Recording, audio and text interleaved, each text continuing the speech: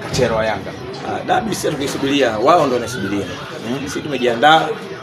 Yaani tunatoka zetu Misri tumejiandaa kwa hii mechi. Ndio. Hatuna pressure wala hatuna problemu aina yote. Wao ndio waje kwa pressure. Sisi tunacheza kama mechi zingine. Sababu tushawaona wale na tunawajua. Kwa hiyo hatuna pressure katika ile mechi. Sasa tunategemea na hao wanakujaje. Mgonjwa ndo anapokuja ndo anapewa dawa kutokana na ugonjwa anaumwa. Sisi tunavyoingia wanaingia katika hali hii. Lakini kwanza tukiachana na huko, hii style ambayo umepiga leo ni style gani? Hii ni style yangu kawaida, kwa kila ananijua akiniona viwanjani mimi ndo style yangu ndio hii. Siku zote. Yaani ukiuliza uwanjani Chosta ipo vipi, style yangu ndio hii na bado sijakamilika kwa sababu ndio umenikuta najiandaa, ila nilikuwa bado sijakamilika. Lakini nikishakuwa nimejiandaa rasmi, hata hao ukiwatumia salamu utajua yule ndio Chosta tunamfahamu sisi. Hapa bado. Ndio mwenyewe. Hapo umenikuta ofisini nimetulia, lakini nilikuwa naanza kujiandaa kwa sababu safari yangu mimi natoka hapa ni saa 4 usiku. Saa 4 usiku. Yes. Lakini tunahitaji style hiyo. Hii style yangu mimi kaningoje mbele. Zote kaningoje mbele. Mara nyingi tunatumika bana kaningoje mbele. Kwa sababu unaweza ukasema kufanisha na jogoo wa kiume. Maana kuna majogoo aina mbili, kuna jogoo wa kike na wa kiume. Basi mimi ni jogoo wa kiume. Kuna jogoo wa kike tena. Wapo. Jogoo wa kike wapo, sio nakwambia hao wanamme, lakini hawana ile mbegu ya kiume. Kwa hiyo natumita si jogoo lakini atemi. Atemi nini? Atemi cheche. Kutema cheche ni kumpata mtu kutema cheche. Sisi tunaye mtu kutema cheche. Kwa hiyo sisi ni jogoo wa kiume, style yangu kaningoje mbele. Yes.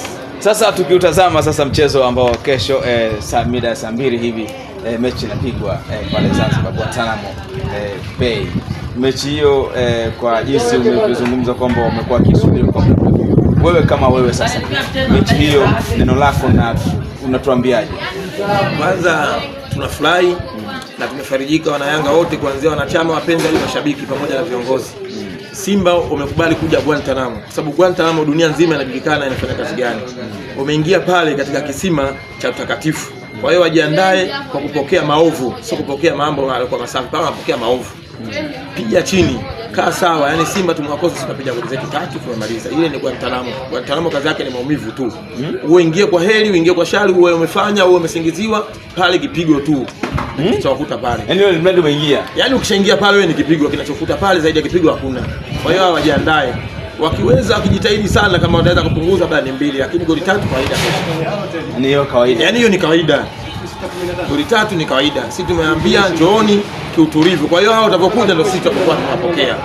Na sisi tunampa mgonjwa dawa kutokana na ugonjwa anayoumwa. Tumekwenda zetu Lindi, tumeona mgonjwa anaumwa malaria. Kabidi tumpe panado. Tumerudi Dar es Salaam, yule jamaa ajifanya mimi siumwi panado bwana. Mimi naumwa ugonjwa ambao wakunumiza viungo vyote. Nikamwambia sasa subiri dawa yako ipo. Tukampa dawa yake ambaye kwa Watanzania au kwa binadamu wengi tunajua ile dawa inatibu ugonjwa wa viungo. Ambao vidongo vyake vinakuwa 5 na meza kimoja kila siku, baada ya siku 5 ugonjwa unapona. Na kama ukiwa bado unaongezewa tena dozi. Kwa hiyo huyu anayekuja kesho ajiandae, tunamwangalia kaja na ugonjwa gani kwa sababu akiingia tu ndio tutampima. Tukishampima tutajua tutampa dozi aina gani, lakini dozi yake unahisi inaanzia vidongo 3. Kila wiki ameza kidongo kimoja tunampa 3. Lakini unadhani kwamba umeshagundua ana ugonjwa gani? Ugonjwa wake sisi tunajua udhaifu wake, sisi yule anajifanya yeye katika kama ukaingia katika vilabu unaweza kufanya anaiga mpira wa Barcelona au wa Arsenal. Sasa mpira wa Arsenal na Barcelona sisi ndio wetu tumezana nao. Ila tuliwacha kwa mara moja turudi nao tena. Tuangalia anapokuja na sisi ndio tunaenda nao vile vile. Lakini iko vizuri, usajili wa Dirisha Dogo unafanya vizuri sasa hivi. Huoni kwamba na nyewe mnaweza kuwa katika hatari ya kupoteza mechi hiyo? Si wabezi kwa wachezaji wanaochukua Dirisha Dogo. Wachezaji wanachukua Dirisha Dogo wana quality. Ila quality yao bado haijaingia katika mfumo mwalimu. Wana quality ya mchezaji mmoja. Sisi tuna quality ya mchezaji mmoja na pia tuna quality ya mwalimu. Kwa hiyo wale wajiandae kwa kukutana na vitu viwili. Wale wanasumbua na kitu kimoja. Kuna baadhi ya wachezaji wakikaa na mpira mguuni kidogo kuchukua, inabidi utumie busara ambaye ya kumconvince yule mtu wa kumtishatisha. Unaweza kuchukua ule mpira. Wapo kama 2 3. Ila sisi ukiangalia timu nzima hakuna mchezaji wa kumbagua hata mmoja kusema huyu uwezo wake upo chini ya mwenzie. No. Timu yetu sisi inacheza timu na kila mchezaji uwezo wao wote ni mmoja. Tukienda na kwenda sote, tukirudi tunarudi sote. Wale wakienda wanaweza kaenda kurudi wanabaguana, mmoja anarudi mwingine anachelewa. Kwa hiyo sisi pale ndio tunasema kwa kuwapatia sisi ndio nafasi. Ndio nafasi yetu ndio ile. Hawana conviction ya kusema twende wote turudi wote, hawana. Sisi tuna uwezo huo, tunakwenda wote tunarudi wote. Tunaanza kuzuia sisi kuanzia mbele. Depu kama unavyomuona. Mbele anakamata, katikati ya kiungo anazuia, hadi kwenye defense huko anarudi. Sasa wale wakizuia kuzuia nyuma, kuzuia nyuma na kuanzisha mashambulizi.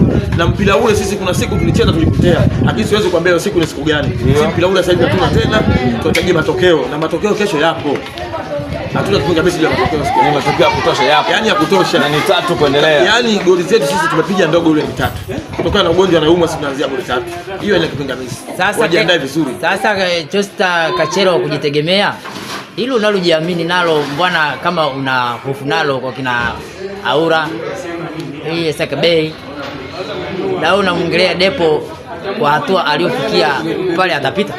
Mimi kwanza simuongelee Depo, naamini hata mzee wa nyavuni siku ambaye ya kwanza kabisa kunifuata mimi sikumzungumzia Depo. Mimi cha kwanza nazungumzia timu yangu iliposimama. Ila kule mbele golbol wangu siku zote Tanzania mpaka leo bado namtumia sana Dube. Hakuna ambaye akunisaidia kupata matokeo kwa haraka zaidi ya Dube. Depo ni mtu wa kuzunguka kama alivyokuwa Yanga Fiston Kalala Mayele. Ndio Depo mpira wake anaocheza. Sasa mpira anaocheza Depo akiwa kocha akisema atupangie ni mastreka wawili double, basi tutakuwa tunafunga kwa kila mchezaji mmoja akiwa anafunga kwa wakati. Na ni kwa nini wewe unasema goli 3? Umezionaje au umejuaje goli 3? Goli 3 kwanza nimeziona kutokana na mfumo unakuja nao Simba. Mfumo unakuja nao Simba, mfumo wao kuzuia nyuma. Sisi mfumo wetu wa kuzuia kuanzia golini kwao. Kwa hiyo ukiwa unazuia nyuma, tuna uwezo wa kuchambua wakati ule tunaoitaka sisi. Wakati tunaotaka sisi tunaweza kuchambua. Kwa hiyo tunajua kiungo wetu washambuliaji wote ni madefense sasa hivi. Ukimwangalia Max Zengeri, mipira yake yote anakuja kuchukua defense namba 2. Ukimwangalia Pacome Zuzu, mpira wake anakuja kuchukua defense namba 3. Kwa hiyo nimesema Simba sisi kuwafunga goli 3 au 2 ni kawaida. Ila wakija vibaya, hizo goli 2 au 3 ni ndogo mno. Sasa Chesto Kachero kujitegemea, naona kama umekopi, maana ndani kabisa naponyezewa hapa kwamba wewe ndio umepesti, kwamba umekopi na kupesti kwao ndio wanataka Yanga lazima achezee goli 3. Umesema nimekopi na kupesti? Ndivyo nilivyosikia za ndani kabisa. Si kweli. Ya Simba na kuahidi. Njoo hapa kwenye tawi langu la Yanga Machinjoni. Ukinikutana na mimi msemaji wa tawi, nitakupa tena marejesho ya kauli yangu hiyo. Mimi sijakopi na kupesti. Ninakuahidi na nakuthibitishia. Mwenzio alipokuja hapo mara kwanza nimemthibitishia na nilienda kufanya na kaja kanipa hongera. Na wewe ninakwambia sisi wana Yanga mpaka leo bado tunafuna kuku mpaka leo. Nasema mpaka leo wana Yanga wale wanafuna kuku, ndio maana naona miili yetu inaongezeka kila siku. Na maana gani? Japokuwa mwezi wa Ramadhani tuna furaha. Yanga ametupa furaha baada ya kuichukua ile timu kuisimamia Engineer Elsi. Hivyo nikuulize, dunia nzima kiongozi gani wa klabu ambaye anahudhuria katika mechi zake mara nyingi kuliko kiongozi yote duniani zaidi ya Engineer? Niambie, ukimpata Engineer kana namba 2 au namba 3, njoo chukua 10,000 kwa kila siku moja, anasema Mwenyezi Mungu ya kwake. Engineer anasema kuwa namba 2 duniani kwa kuhudhuria mechi zake mara nyingi. Engineer ndio ananipa mimi jeuri kwa kusema niisifie timu yangu kila wakati. Engineer anajua kuisimamia timu na timu inafanya kitu gani kwa wakati. Kuna kaka Sumba kanatembea kwamba nyie mnanunua kuanzia na Mungu mmenunua na JKT mmenunua.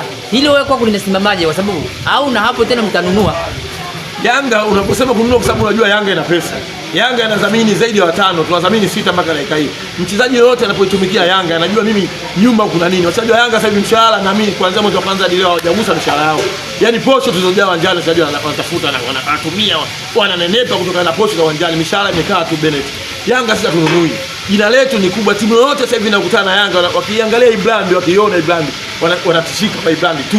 Jina la timu ndio linabeba Yanga mpaka sasa hivi.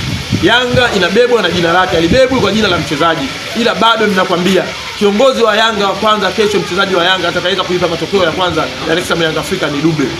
Watakayefuatia utakuja kwa sababu Yanga sina kitimu, ila bado namkubali Dube 99%. Nambakisha 1% kutokana labda sijajua namkaje katika mchezo wake siku ya kesho.